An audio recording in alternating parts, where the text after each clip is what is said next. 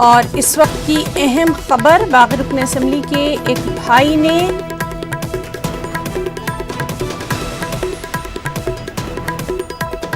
मध्य प्रदेश के सियासी ड्रामे के हवाले से ये बड़ी खबर है, जहां बागी रुकन असम्बली के एक भाई ने सुप्रीम कोर्ट से रुजू किया है। सुप्रीम कोर्ट ने रुकन असम्बली के भाई की अर्जी पर समाअत करने से इनकार कर दिया है। रुकन असम्बली मनोज चौधरी के भाई बलराम चौधरी ने सुप्रीम कोर्ट से इस सिलसिले में रुजू किया था, हब्से बेजा से आज़ाद कराने की अपील की थी। तो मध्य प्रदेश के सियासी ड्रामे के हवाले से इस वक्त की अहम खबर, जहां बागी रुकन असम्बली के एक भाई ने सुप्रीम कोर्ट से रुजू किया। सुप्रीम कोर्ट ने रुकन असम्बली के भाई की अर्जी पर समाअत से इनकार कर दिया है। रुकन असम्बली मनोज चौधरी के भाई बलराम चौधरी ने सिलसिले में सुप्रीम कोर्ट से रुजू किया था और हब्से बेजा से आज़ाद कराने की अपील की थी।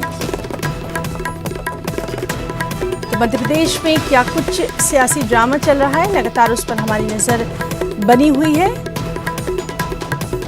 और एक बागी रुकन असम्बली के भाई ने सुप्रीम कोर्ट से रुजू किया था और समाअत करने की अपील की थी, लेकिन सुप्रीम कोर्ट ने रुकन असम्बली के भाई की अर्जी पर समाअत करने से इनकार कर दिया और